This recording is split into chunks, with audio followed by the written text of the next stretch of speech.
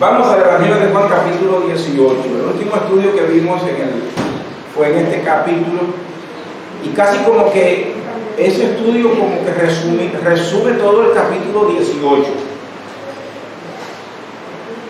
Hablamos en ese estudio hablamos de diferentes actitudes que los hombres tienen a veces, o conceptos de lo que es lo correcto, lo que es lo bueno y lo que es lo malo, lo que se debe o no se debe hacer en determinadas circunstancias. Vimos la experiencia partiendo de Judas Iscariote y sus amigos, lo que ellos hicieron.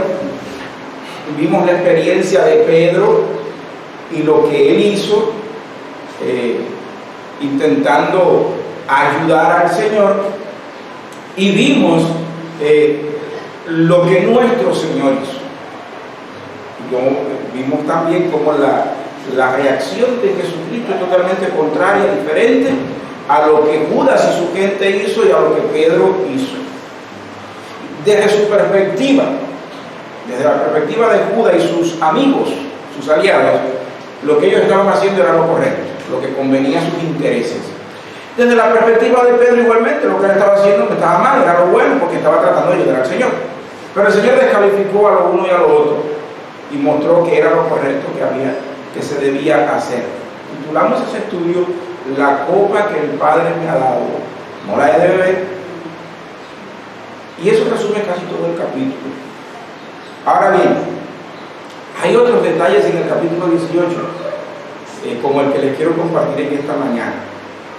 Si ustedes recordarán, en uno de los primeros estudios del Evangelio de Juan, dijimos que el Evangelio de Juan tiene una característica muy peculiar, y es que Juan hace muchos contrastes en su Evangelio.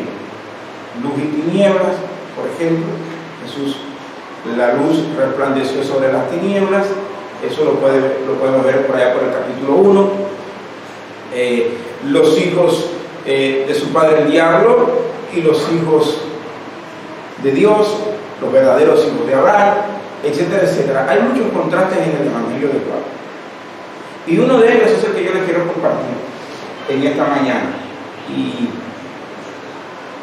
quizás algunos de ustedes, si les gusta leer y releer el texto, lo haya anotado. Si no lo ha anotado, ahora usted lo va a anotar conmigo, y vamos a tratar de sacar lo mejor con la ayuda de Dios para nosotros en esta mañana.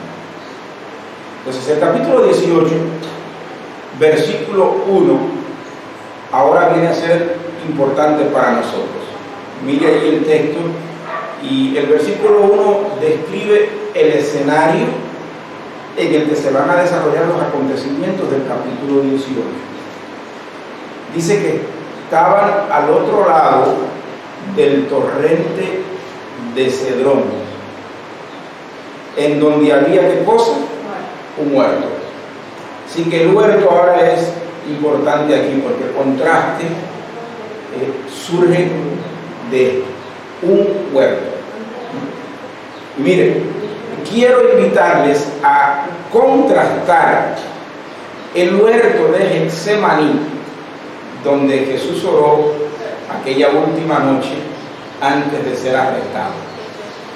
¿Y con qué huerto vamos a contrastar el huerto de Getsemaní? Vamos a contrastarlo con el huerto del Edén, en Génesis capítulo 3. Entonces, mire conmigo. En el huerto del Edén tenemos al primer Adán. ¿Y qué sucede con el primer Adán en el huerto del Edén? En el huerto del Edén el primer Adán traiciona a su creador, abandona su compromiso con Dios, renuncia al propósito y a la misión que Dios le había dado cuando lo puso en el huerto del Edén. Ahora, en contraste con Jesucristo, que es el postrer Adán, según nos dice el apóstol Pablo en una de sus epístolas, Jesucristo también está en un huerto, en el huerto de Getsemaní. ¿Y qué hace Jesús en el huerto de Getsemaní? En el huerto de Getsemaní Jesús escoge obedecer a Dios, haciendo la obra que el Padre le había encomendado, como dice en el capítulo 17. En el Getsemaní, Jesucristo ora al Padre, y si usted recuerda esa maravillosa oración de Jesús en Getsemaní, Jesús dice: Padre, todas las cosas te son posibles. Si es posible, pasa de mí esta copa, pero no se haga como yo quiero, sino que se haga tu voluntad. Y por una y dos y tres veces Jesús hizo esa oración, y siempre dejó claro: no se haga como yo quiero, sino que se haga tu voluntad. Qué distinto al primer Adán. Ambos en un huerto, uno escoge ir en contra de la voluntad de Dios, pero el postrer Adán escoge someterse a la voluntad de su Padre. Pero mire otro contraste partiendo del huerto. En el huerto del Edén, el primer Adán se esconde después de haber ejecutado su traición o de haber entregado su posición en manos de Satanás.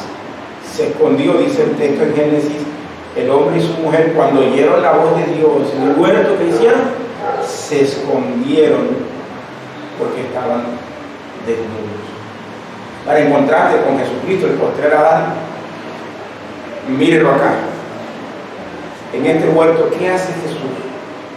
Cuando el enemigo viene, dice el texto que Jesús se adelantó. ¿Y por qué se adelantó? Ya eso lo estudiamos, pero vamos a recordarlo. Se adelantó para glorificar a Dios y preservar todo lo que el Padre le había dado a sus escogidos, a sus santos. Versículo 4 al 11. Usted lo puede leer allí en el capítulo 18 del Evangelio de Juan. Pero hay más. En el huerto de Getsemaní, para Jesucristo era más importante o más preciso hacer la obra que el Padre le había encomendado que el proteger sus propios intereses personales o salvar su propia vida. Por eso es que se adelantó. Él sabía lo que le costaría todo eso, pero él estaba dispuesto a poner en riesgo su vida si se trataba de cumplir con el propósito de Dios para él. Si nosotros vemos luego de ese acontecimiento, cada uno de los apóstoles posteriormente, después de la resurrección, siguió el mismo camino de Jesucristo, el postrer Adán. Ellos llegaron al punto de poner en peligro sus vidas con tal de cumplir el propósito que el Padre les había encomendado.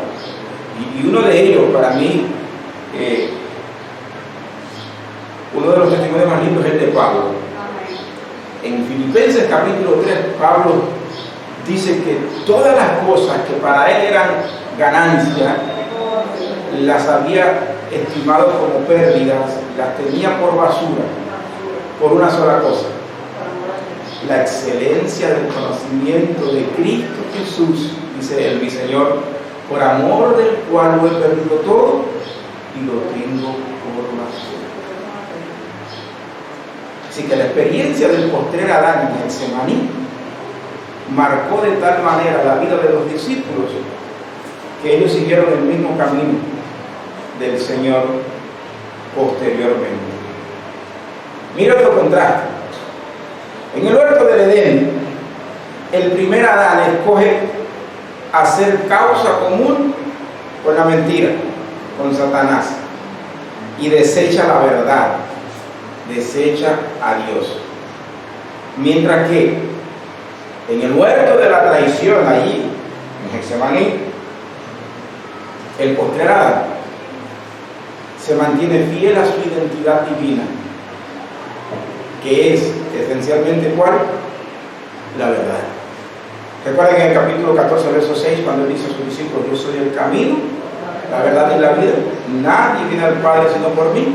Pues ahora en Getsemaní, Él se mantiene firme en esa declaración. Y como Dios de verdad que es, como camino, verdad y vida, Él no renuncia a su misión, sino que se mantiene firme a su identidad divina como hijo de Dios. En el huerto de Edén, el primer Adán, al oír la voz de Dios, se escondió. ¿Por qué? Porque tuvo miedo. Pero ahora en el huerto de la traición, al oír la voz de Dios, ¿qué sucede con los enemigos? Retrocedieron y cayeron. En el primer huerto, cuando Dios habló, huyeron y se escondieron porque estaban desnudos. Ahora en el huerto de la traición, al oír la voz de Dios, retrocedieron y cayeron. Cuando el nombre divino es pronunciado por el Hijo Eterno de Dios, ellos retrocedieron y cayeron. En otras palabras, en el huerto de la traición se reveló una vez más el poder del nombre de Dios, el gran yo soy. La manifestación del nombre, hermanos, fíjese bien, la manifestación del nombre divino o la revelación del nombre divino trae salvación a los escogidos, mientras que esa misma manifestación del nombre divino que hizo con relación a los enemigos confirmó la justa condenación de aquellos que se rebelan o rechazan el llamado del Evangelio de Jesucristo. Ese es un misterio que no nos ha dado a nosotros explicar con claridad. Pero el hecho cierto es que la revelación del nombre de Dios trae bendición y vida eterna a los llamados, mientras que a los réprobos los confirma en su justa condenación. Y eso lo vemos ahí. Siempre que pienso en la caída, esa caída de los enemigos de Dios en el huerto de Getsemaní, yo no veo ahí nada que me haga pensar, que me lleve a pensar y a concluir de que yo tengo como pastor ahora mismo que comenzar a poner mi mano sobre ustedes para que comiencen a caer al suelo y reciban bendición de Dios. ¿Por qué razón? Porque este pasaje donde se habla de la caída, en primer lugar me está mostrando que quienes cayeron eran los enemigos de Dios, no los hijos de Dios. En segundo lugar, la caída sencillamente confirma la vergüenza y destrucción que pesa sobre ellos si no se arrepienten y creen al Evangelio. Así que contrario a lo que muchos apóstoles y profetas andan enseñando por ahí en muchas iglesias llamadas evangélicas o protestantes, el fenómeno de la caída espiritual, que muchos llaman reposar en el Espíritu, o sabe Dios qué otro nombre le puedan poner ahora, ni es bíblico, ni parece ser que provenga de Dios. Entonces debemos ser cuidadosos con eso. Porque cualquiera de nosotros, quizás por una visita ocasional a algún lugar de eso, termina en el suelo y salga pensando que recibió bendición. Mucho cuidado. La revelación del nombre, repito, trae salvación a los escogidos, a los llamados, los confirma en la gracia, mientras que a los réprobos, a los hijos de perdición, los confirma en su justa condenación. En el huerto de Edén, el primer Adán, al oír la voz de Dios, se escondió porque tenía miedo, huyó de Dios. En el huerto de Getsemaní, los enemigos, al oír la voz de Dios, cuando intentan huir, cayeron. Dice que retrocedieron y cayeron. No sé si usted se había fijado en eso alguna vez, pero esa es una gran verdad. Mira otro contraste. En el huerto de Edén, el primer Adán, ¿qué qué es lo que está buscando el primer Adán en el huerto del Edén? ¿Cómo? Su propia gloria, correcto. Pero también el primer Adán en el huerto en el primer huerto estaba buscando qué cosa, más vida. Ellos están buscando trascender, ser como Dios, ¿entiendes? Llegar a un nivel en el que ellos sean al igual que su creador. Están buscando más vida, más poder, trascendencia. Es la naturaleza del hombre después de Adán. El hombre se afana día tras día, trabaja y lucha. ¿Por qué? Por mejorar su vida, su estatus, tener una vida holgada, abundancia y, si es posible, llegar a ser su propio Dios. Eso lo heredamos del primer Adán. En el huerto del Edén, el primer Adán busca más vida. ¿Y qué encuentra como consecuencia? Muerte. Eso me está diciendo que cuando usted y yo, al igual que el primer Adán, intentamos buscar la vida, la prosperidad, la felicidad, según nuestros propios términos, a la larga lo único que encontraremos es lo mismo que nuestro primer Adán encontró: miseria, muerte y destrucción. Ahora miren, en el huerto de la traición, el postrer Adán, ¿qué hizo? Desafió a la muerte. ¿Para qué? Para darnos vida por su muerte. Esa es otra paradoja. ¿Cómo puede de la muerte venir la vida? Muchos no lo entienden. Y filosóficamente pueden decir es una contradicción o es una paradoja. Cualquier término que puedan usar da igual. Pero, amados, hasta la ciencia de la biología nos dice que de la muerte puede venir vida. Cuando usted siembra una semilla, no crece una planta si primero no muere. ¿Se da cuenta? Entonces, en el huerto de la traición, allí en Getsemaní, el postrer Adán desafía la muerte. ¿Para qué? Para darnos vida por su muerte. Entonces, eso me recuerda que no es una buena inversión, no es sabio intentar huir de las circunstancias difíciles que son tan comunes en nuestra vida. Que no es buena inversión intentar huir de la responsabilidad que tenemos ante Dios solo porque tenemos miedo a padecer por esa causa. Pero si usted coge seguir el camino de Dios, aunque usted tenga que padecer por un poco de tiempo, usted recibirá vida por su muerte. Por eso es que Pablo llegó a escribir esas palabras inspirado por el Espíritu Santo cuando dijo: porque para mí el vivir es Cristo y el morir.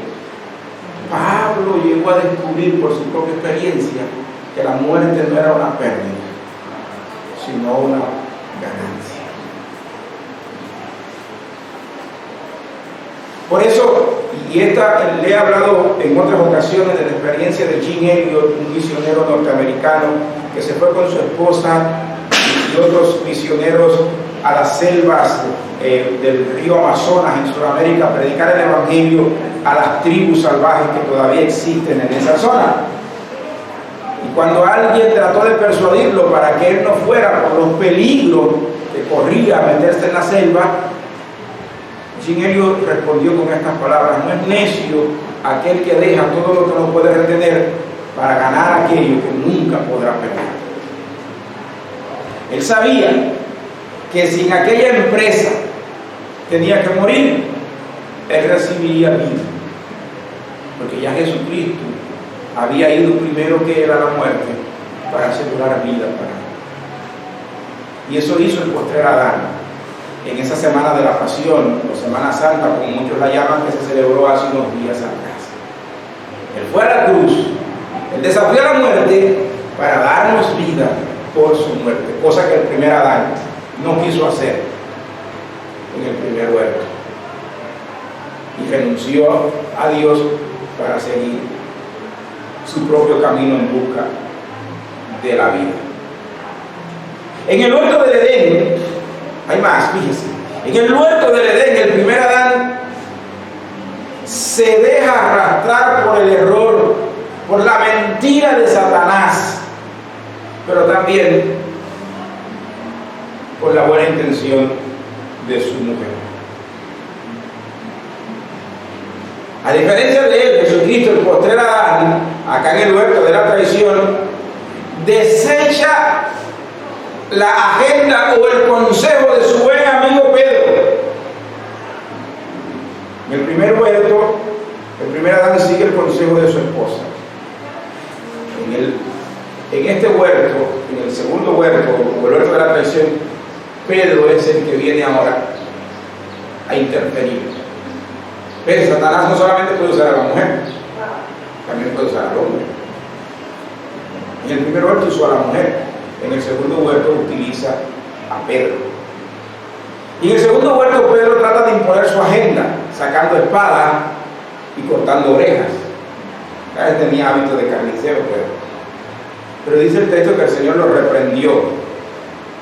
Pero al reprender a Pedro y sanar al hombre que perdió su oreja, Jesucristo estaba haciendo algo que Adán fue incapaz de hacer en el huerto de Edén por su mujer. ¿Sabe qué fue? Al sanar la oreja de mano, al reprender a Pedro, en la manera en que lo reprendió, y sanar la oreja de Marco, Jesucristo estaba librando a Pedro de una muerte prematura.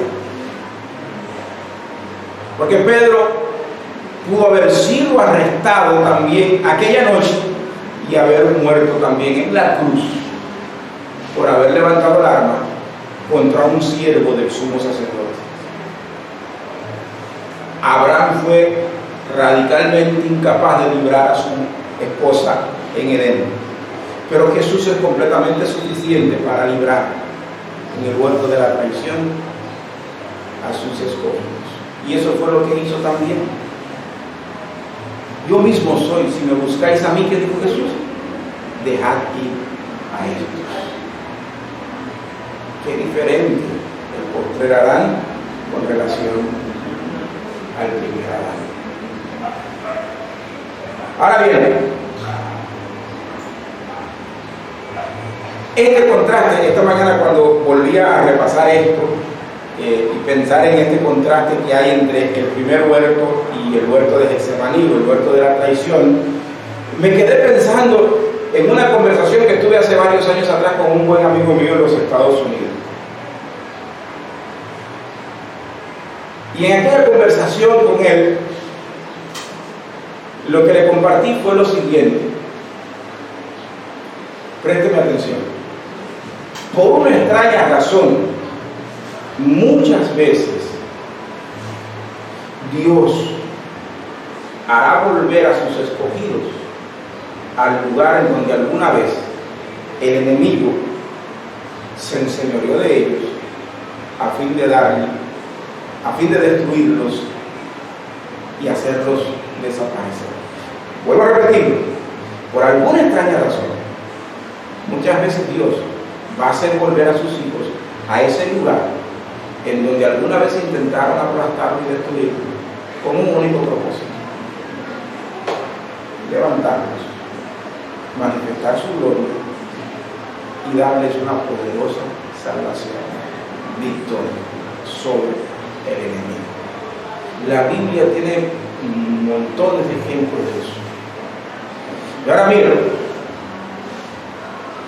Dios vino al mismo mundo en el que su criatura, el hombre creado a su imagen y semejanza, se hundió en la miseria, la vergüenza y la condenación. Y en ese mismo mundo, en un huerto semejante al primer huerto, Él se sometió para darnos vida por su muerte, para manifestar su gloria y darnos una poderosa victoria allí donde otros intentaron hacernos desaparecer de la paz de la vida. Yo no sé si usted alcanza a ver la importancia y la magnitud de esto. Con mucha frecuencia, cuando nos sentimos maltratados, vejados, humillados, pisoteados, lo primero que pensamos es recoger un bolón y perderlo. Irme con mi tango a otra parte, ¿no es cierto? Pero ¿y qué si Dios mañana te dice no? Yo quiero que te quedes ahí donde estás, quiero que vuelvas allí donde trataron de aplastarte y que comiences a brillar allí.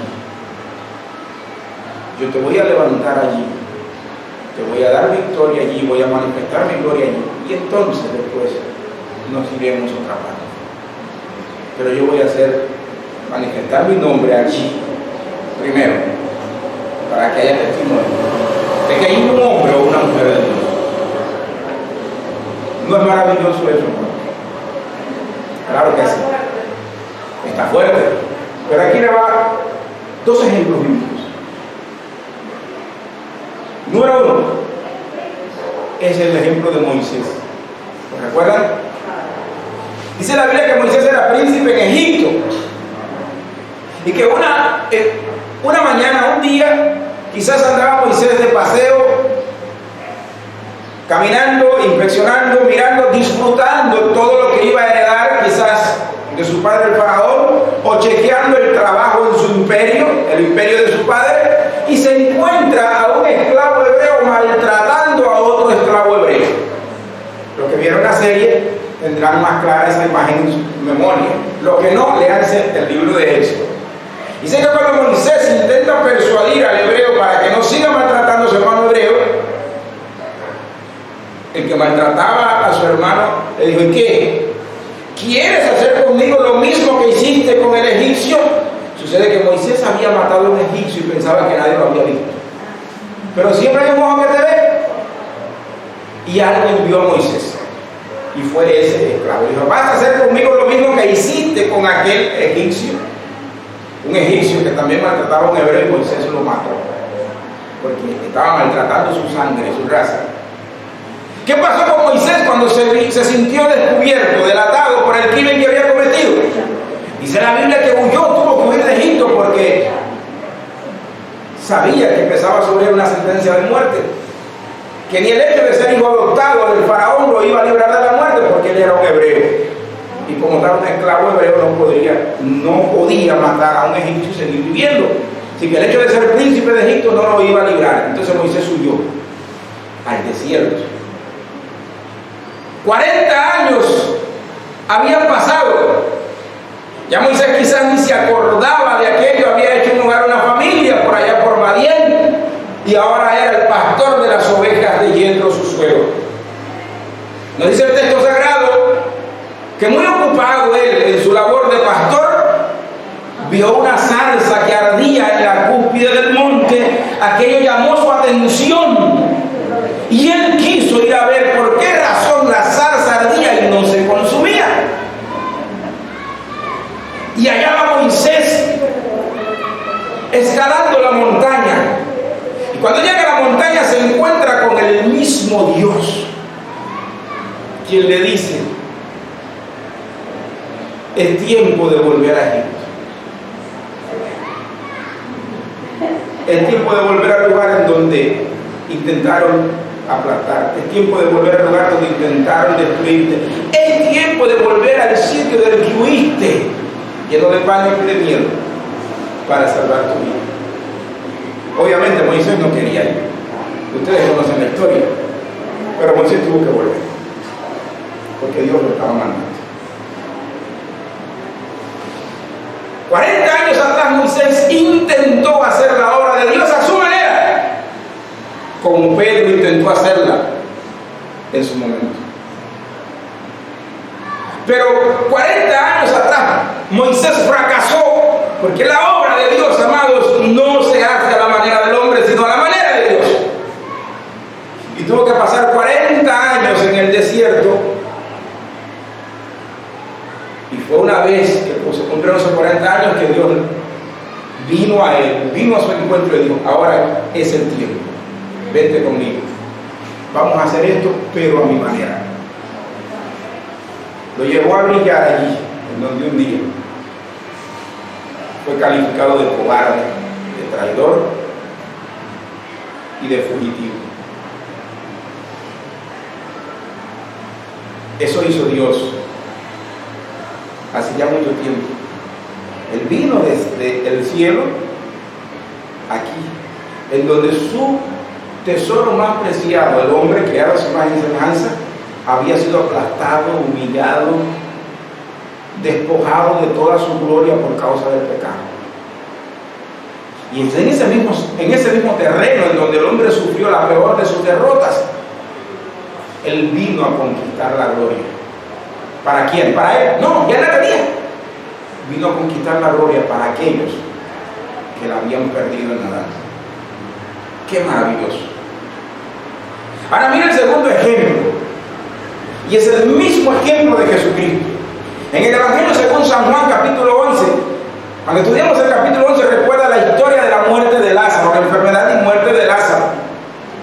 Cuando Jesús dice a sus discípulos que quiere venir a Judea, porque Lázaro, su amado amigo, estaba enfermo, ¿qué dijeron sus discípulos? Señor, ¿ahora te quieres ir allá? ¿Se te olvidó que allá procuran matarte? ¿Cómo tú quieres ir allí donde te quieren matar, Señor? Pues los discípulos pensaban que el Señor quizás había perdido la razón, la cabeza, ¿no? ¿Cómo tú vas a desafiar el peligro? Te vas a meter en la misma boca del león, Señor. Mire el relato del Evangelio según San Juan, capítulo 11. Solamente voy a leer unos trocitos, no voy a leer todo el pasaje.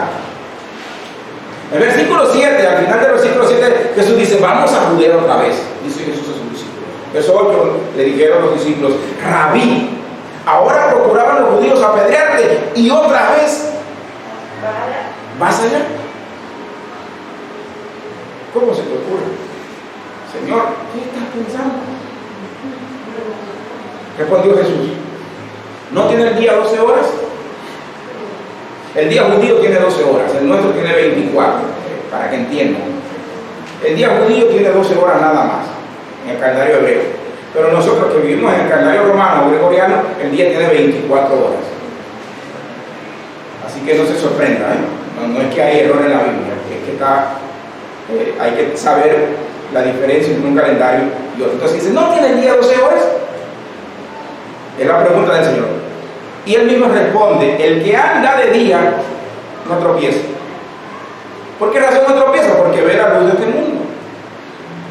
Pero el que anda de noche tropieza porque la luz de este mundo. Así le pone Jesús. No hay que temer, no hay que preocuparse. Porque el día tiene 12 horas, nadie puede añadirle una hora más al día, nadie se la puede quitar. Lo que está establecido durante estas 12 horas es lo que Dios ha establecido, es lo que va a suceder. Ahora, si usted está en la luz, si usted está caminando en la luz, usted no tiene por qué preocuparse. Siga andando en la luz, siga caminando en la luz y no se preocupe, porque usted tiene la luz de este mundo. Usted tiene a Jesucristo. Por eso él podía desafiar el peligro. Por eso él podía desafiar a la misma muerte. Porque él sabía que estaba en el mismo centro de la voluntad del Padre. Él había venido para hacer la voluntad del Padre y nada ni nadie podía sacarlo a él. Ese era su compromiso. Cuando el hombre o la mujer de Dios tiene consciente, está claro de cuál es el compromiso que debe tener con Dios, con Jesucristo, él como Jesús no temerá la oscuridad de la noche, porque sabe que tiene la luz de este mundo. Él está caminando en la luz y él seguirá. Sea que esté en Cuba, sea que esté en Nicaragua, sea que esté en el corazón de un volcán, sea que esté en los Estados Unidos, en el Canadá, en China o en la Conchinchina. El hombre o la mujer de Dios camina seguro porque sabe que está en la luz. No hay muerte, no hay peligro que lo puedan detener. Ahora bien, hay otro pasaje en la vida de Jesús y este es un poco más atrás en la historia de su ministerio público, que casi lo paso por alto, pero por alguna razón vino a mi mente nuevamente. ¿Recuerdan ustedes cuando Jesús era apenas un bebé recién nacido? Todavía Jesús no superaba los 2 años de edad. ¿Qué mandó a hacer el rey Herodes con todos los niños menores de 2 años que había en Jerusalén? Mandó a lincharlos. Pero el Señor habló a José por medio de su ángel en sueño. ¿Y qué le dijo José? Huye a Egipto. ¿Por qué? Porque Herodes buscará al niño para matarlo. La Biblia dice que José recogió todas sus cosas y partió con María y el niño a Egipto. Y vivieron en Egipto hasta que Herodes murió. Pero después de haber muerto Herodes, ¿qué pasó? José, María y el niño volvieron allí, al sitio en donde hace algún tiempo Satanás intentó lincharlo. Y dice la Biblia que eso sucedió para que se cumpliese la profecía que decía: de Egipto llamé a mi hijo. Entonces, hermanos, por alguna extraña razón,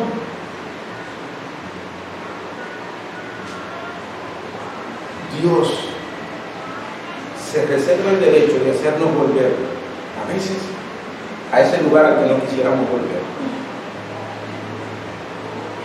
porque todavía hay algo que Él quiere hacer allí contigo.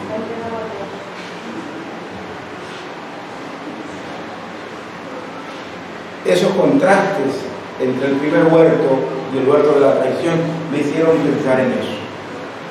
Trajeron eso en mi memoria. Amados, una perla, fíjense bien, entre muchas perlas, una perla puede pasar desapercibida. Si otras perlas resplandecen más que ella, una perla entre muchas perlas es algo insignificante, puede pasar desapercibida. Pero si esa perla es puesta en un lugar oscuro, la poca luz que entre a esa habitación hará que esa perla brille en medio de la oscuridad. Tú y yo somos esa perla. Dios nos ha puesto en un mundo podrido, corrompido. Nos ha rodeado de gente muerta. Recuerda que siempre se lo he dicho, vivimos en un cementerio. Y todo con un propósito: de hacer brillar su luz en nosotros, para que algunos muertos puedan venir a la luz, para que por medio nuestro algunos muertos sean llamados de muerte a vida y la luz de la gloria de Dios resplandezca sobre ellos. Entonces, cuando pienso en el huerto de Getsemaní, cuando pienso en el torrente de Cedrón y aquel huerto al que he llamado en esta mañana el huerto de la traición, pienso en el santo de los santos, que sin ninguna necesidad, porque siendo Dios en su naturaleza esencial no tiene necesidad de nada, Él decide someterse a tu humanidad, a mi humanidad, a las limitaciones propias de la humanidad, y se humilla hasta la muerte, cosa que el primer Adán no quiso hacer. Ahora el postrer Adán lo hace, para por medio de su muerte, de su humillación, darnos vida. De manera que, si estás pensando en huir de tu realidad porque es insoportable, es bueno huir si vas a huir a la cruz, si vas a buscar refugio en Jesús. Pero debes saber que es el mismo Jesús que te ofrece refugio, que te ofrece eterna y segura salvación.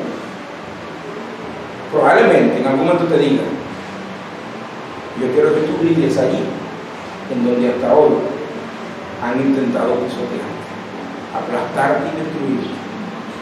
Yo haré que mi gloria resplandezca sobre ti. Tu final no será allí. Yo voy a hacer que mi gloria resplandezca sobre ti en ese lugar, y habrá testimonio de que vive un hombre o una mujer de Dios. Luego seguirás conmigo, porque esta historia no termina aquí, sino que comienza aquí y se extiende hasta la misma gloria en la casa del Padre. Tenemos todo el mundo delante de nosotros. Hemos sido llamados a brillar aquí, en este huerto corrompido y podrido por el pecado que se llama Cuba. En este huerto corrompido y herido por el pecado que quizás se llame tu matrimonio, tu trabajo, tu vecindario. Cualquiera de esas cosas puede calificar para ser el huerto en el que Dios te ha puesto. Tú tienes que tomar una decisión. O seguirás el camino del primer Adán, que sucumbió hasta la muerte, o echarás tu suerte con el postrer Adán, Jesucristo. Si lo haces, vas a sufrir, pero el sufrimiento no será para siempre, porque Él vino para darte vida por su muerte. Tú estás destinado, como ya he dicho otras veces en estos estudios de Juan, tú estás destinado para la gloria, no para la vergüenza. Pero la gloria va a comenzar allí, en donde Satanás te quiso robar la vida, la felicidad, la gloria de Dios. Que Él nos bendiga y que nos ayude entonces a hacer la mejor elección, que siempre será caminar con el postrer Adán, seguir su ejemplo, recordando siempre, no te olvides nunca, Él te ha marcado para la gloria. Eres una perla en sus manos. En medio de toda la inmundicia que te rodea, tú has sido puesto para resplandecer como luminario en este mundo. Amén. Amén. Vamos a orar. Nuestro buen Dios y Padre, gracias te damos por habernos permitido reflexionar en esta mañana con mis hermanos. Y gracias por los hermosos contrastes que brotan de tu palabra y que nos recuerdan, Dios mío, siempre el gran propósito tuyo,